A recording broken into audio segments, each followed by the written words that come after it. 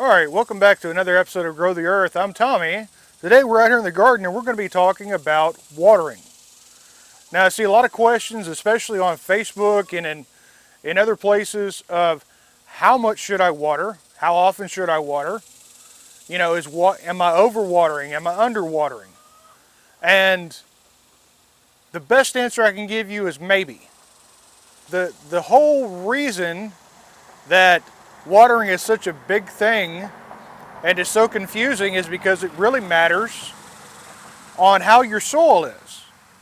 It matters as whether or not you've got a lot of humus in your soil, if you're using compost to top off your beds with, if you're mulching, and it even goes down to how densely you plant your garden. Because whenever we're looking at water evaporation, which is effectively the biggest concern with a garden, is the actual water evaporating out of the soil. Water will work its way down through the soil, but it works its way down through the soil a lot slower than it evaporates.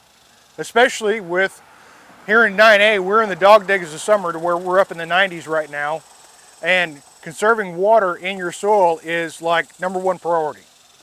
So, we're going to talk about a couple different things that are going to contribute to either water evaporation or water conservation as far as your soil, and also about how you need to tell when it's time to water your garden.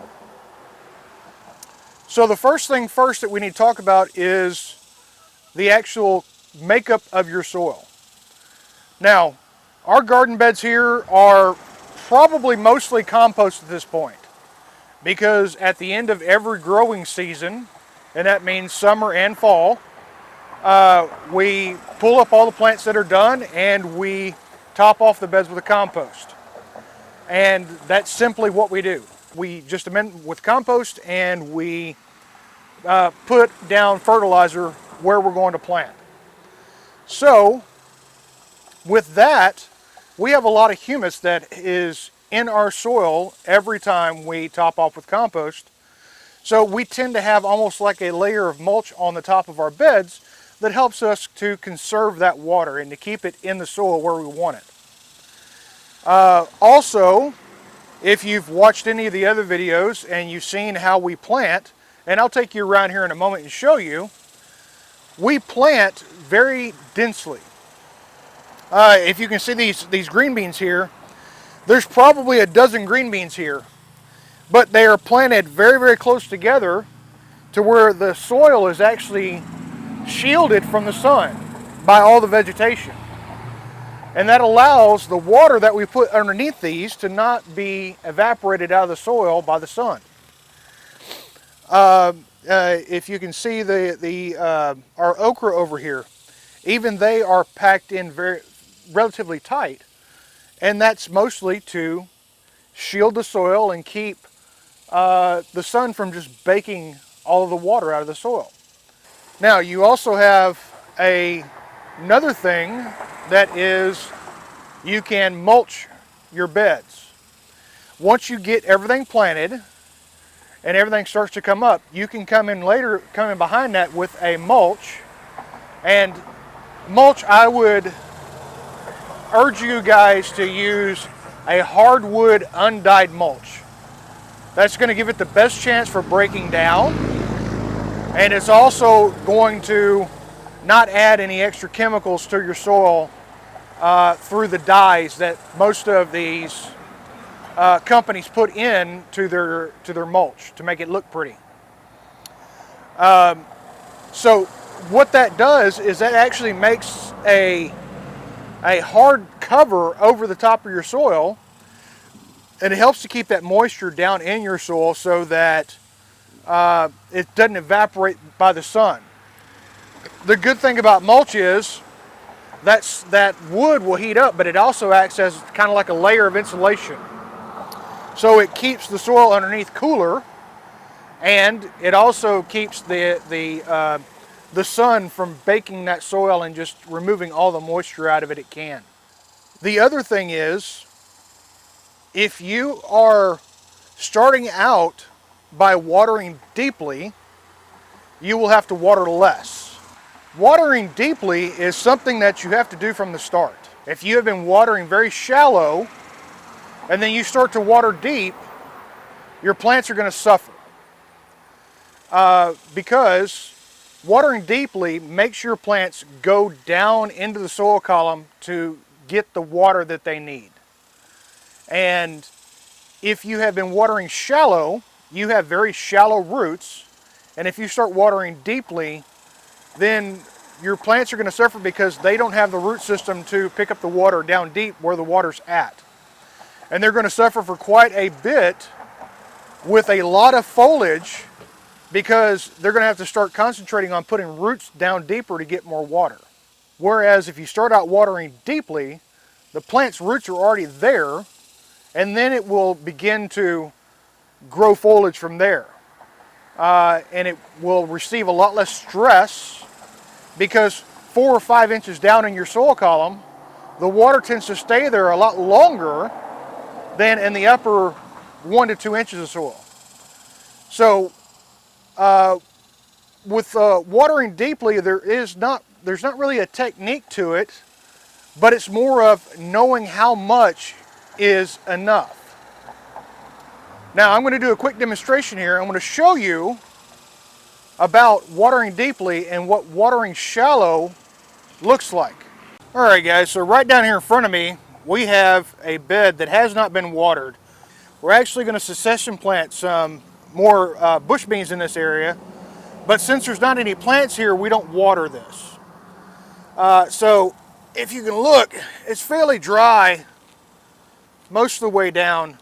At least the top, 2 or 3 inches is dry. Now, what we have is I'm going to water, and I'm going to show you guys something. Now, I have this on shower, and I'm just going to give it full force.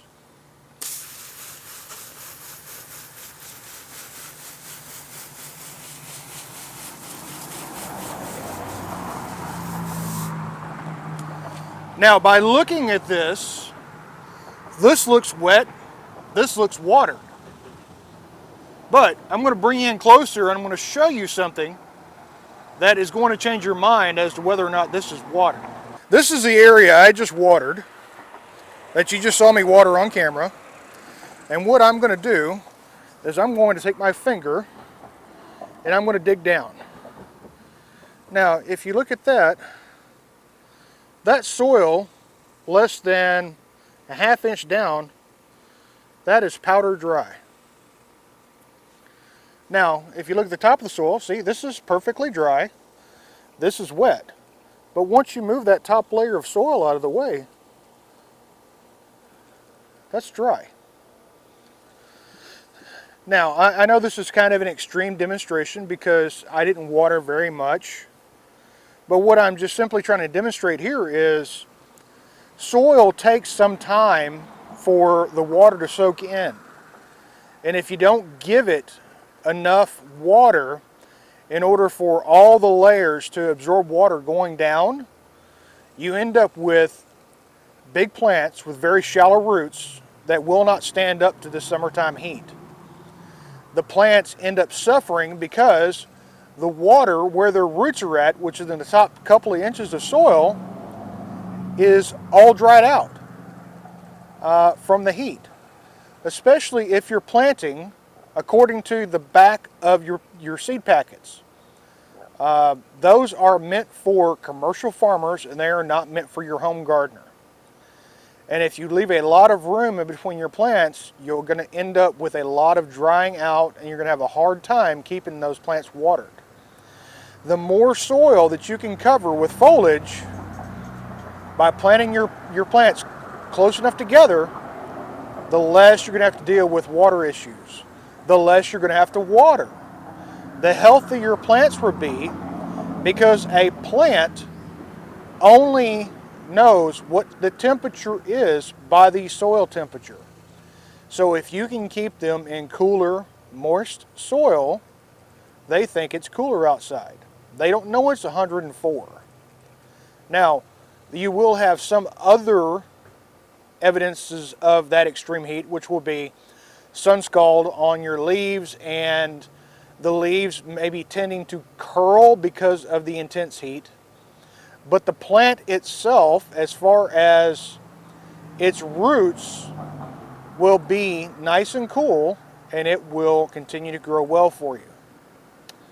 I'm going to take you over, I'm going to show you another example of what it looks like to plant your plants densely. Now, this right here is my peppers. Now, if we kind of squat down and look down through here, you can see that there's not a lot of sunlight getting through these guys. And that is because we have planted them very closely together.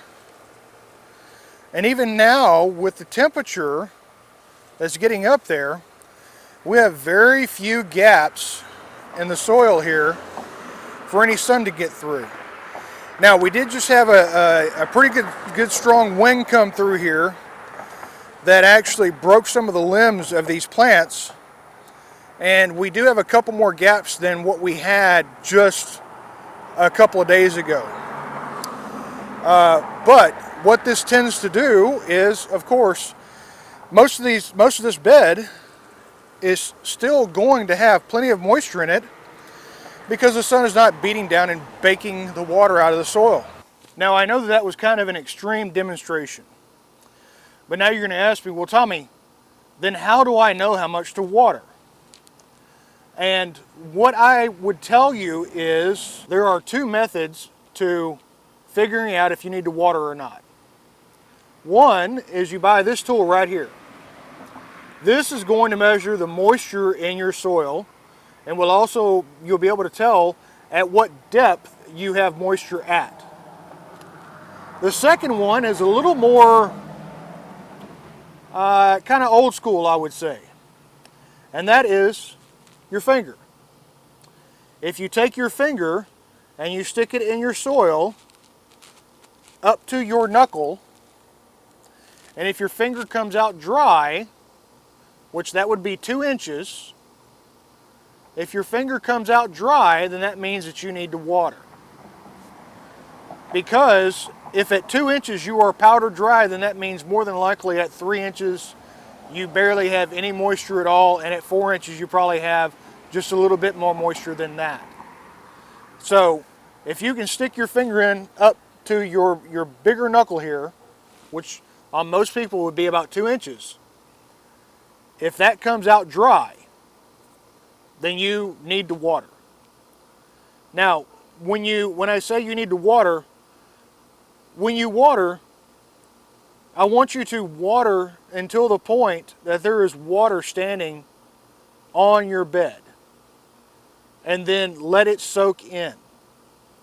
And then if you're really unsure as to whether or not you gave it enough water, go back, stick your finger in the soil. If only the top part of your finger is wet and the bottom part of your finger is not, water some more. But also we have to be considerate of the fact of if we have let our soil dry out too much, it actually becomes hygroscopic, meaning it resists water. And you'll notice this when you go to water a bed that's been dry for quite a while, and that the water just kind of sits on top and beads. And the trick to that is you have to water, let that water soak in, and then come back and water again. Now we're talking within the span of like a minute and a half.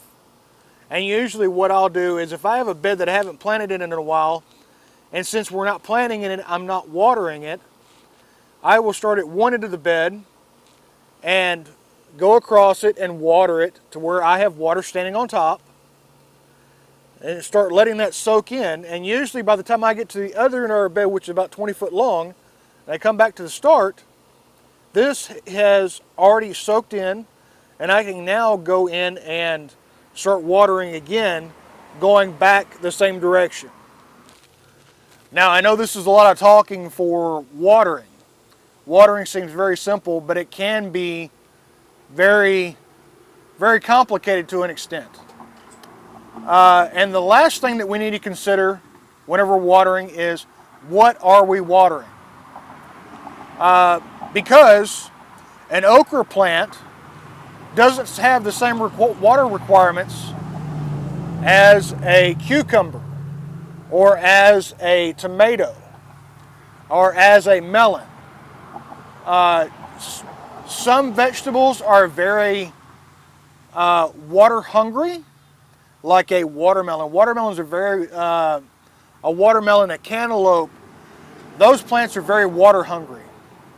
A okra, on the other hand, or a pepper will tolerate heat and drought a lot better than, say, a watermelon or a tomato.